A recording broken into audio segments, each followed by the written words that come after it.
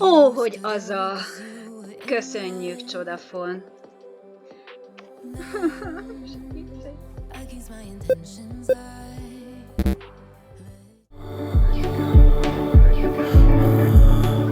Where'd you go? Where'd you go? Let me feel it again. Let me feel it. Szép napot, internetlakók! Nem tudom, ti hogy vagytok vele, de engem mindig is vonzott a tenger. Ahogy hullámzik, a partnak csobbanó vízhangja, a sirályok éneke és szemtelensége, a levegő sós illata. Gyerekként szerettem a kalózos filmeket, vagy a természetfilmeket, amik erről szólnak. Bár csak felnőtt fejjel sikerült eljutnom a nagybetűs tengerpartra, de szerintem már nagyon kicsi korom óta bakancslistás álmom volt, hogy egyszer majd én is eljutok oda, és akkor hajóra szállok, és bejárom vele a világot.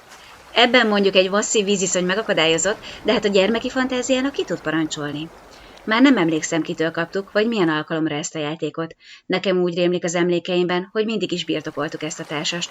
Mindig ott volt velünk, és minden hétvégén összeültünk mi gyerekek, a nővérem, én és az unokatestvéreim, hogy együtt hódítsuk meg a tengert. Emlékszem, ahogy hasaltunk a szőnyegen, és egész nap csak játszottunk és nevettünk. Csak enni álltunk fel a táblától. Minden alkalommal, mikor lekaptuk a játékot a polcról, egy emberként harsogtuk. Na, ma ki lesz az úr a tengeren?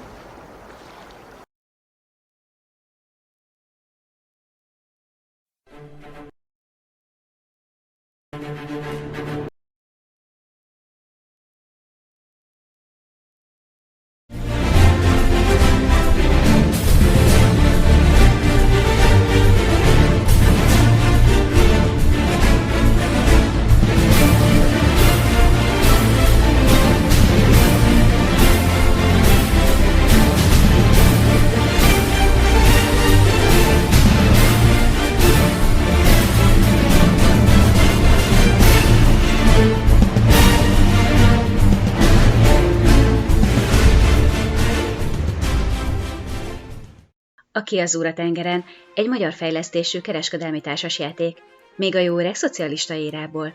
A játék a 19. századba repít bennünket vissza, amikor még áldáscsata dúlt a tengereken a szállítmányozás területén, és mindenki igyekezett a lehető legrövidebb idő alatt meggazdagodni az áruszállításból. Persze, természetesen rengeteg veszély leselkedik a játékosokra, és a szélcsend a legkisebb baj. Kalózok üthetnek rajtad, a rakományod tönkre megy. Amikor például a nővérem üveget szállított, és felhúzta a kártyát, mindre vágtuk, miért ugráltál rajta, de nekem például legutóbb a rumszállítmányon vált köddé. De a rumot miért? A játékmenet erősen épít a fogd és vidd és a forgas és mozgas mechanizmusokra. Egyfajta monopólia tengeren, de egy több hajóval több irányba is indulhatsz. Biztosíthatod is az árudat és a hajódat, hogy egy szerencsétlenség ne vigye el mindenedet, vagy éppen kockáztathatsz a nagyobb haszon reményében.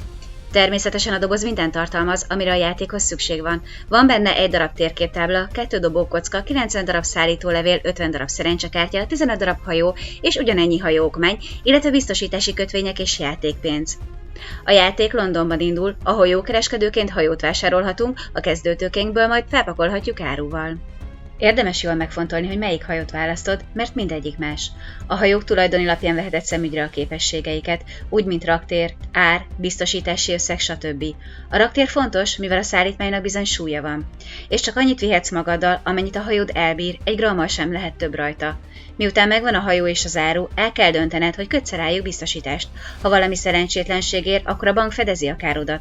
A hajó tulajdoni lapján szerepel, hogy mekkora összegig téríti, illetve az áru leszállítási árát is visszakapod. Döntsd el, hogy mennyire veszélyesek a vizek, amelyekre elvezel. Ebből a szempontból teljesen felesleges végigbogarászni az útvonalat, hiszen nem csak a veszélyes mezőket kell kikerülnöd, hanem a szerencsekártyákat is. A szerencse forgandó, húzhatsz fel a megfelelő mezőn jó lapot is, például valaki tartozik neked, és visszafizeti az adósságát, kapsz 1000 fontot, de ugyanez fordítva is megeshet, kalózok támadtak rád, a hajód elsüllyedt.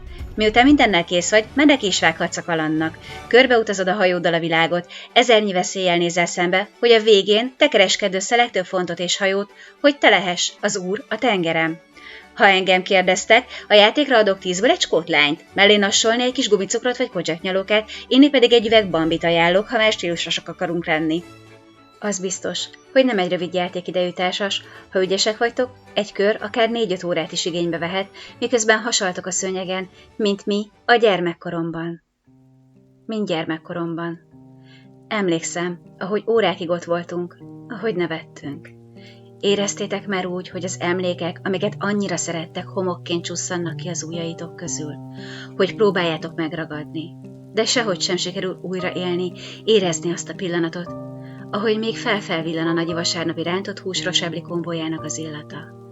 2 kézzel markolod ezeket az emlékeket, de a játéktábla, ami egy szeletkéje lehetne ennek a múló pillanatnak, ami még visszavezethetne a múltba, hogy újra ott lehess, már elveszett.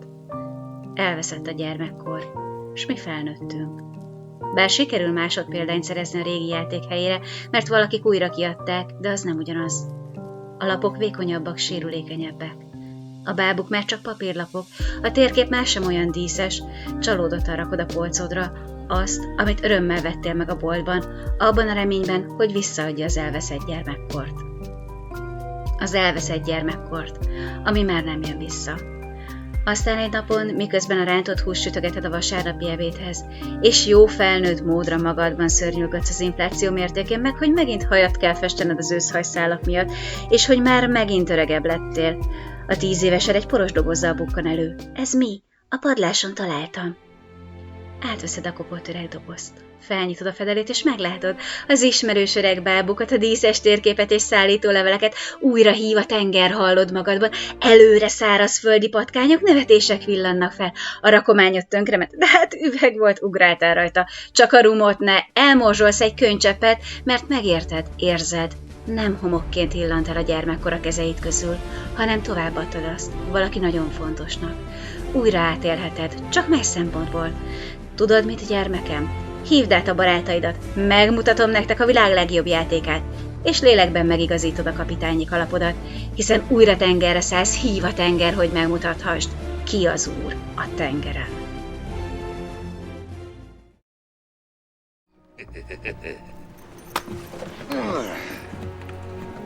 Köszönöm. Jack kapitány! A hajó a tiéd.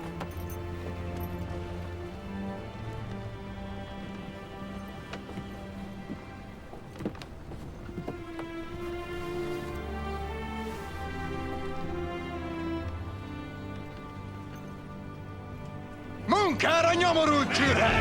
A kötelekhez! Hadd dagadjon a vitorla! És most vár rám a horizont.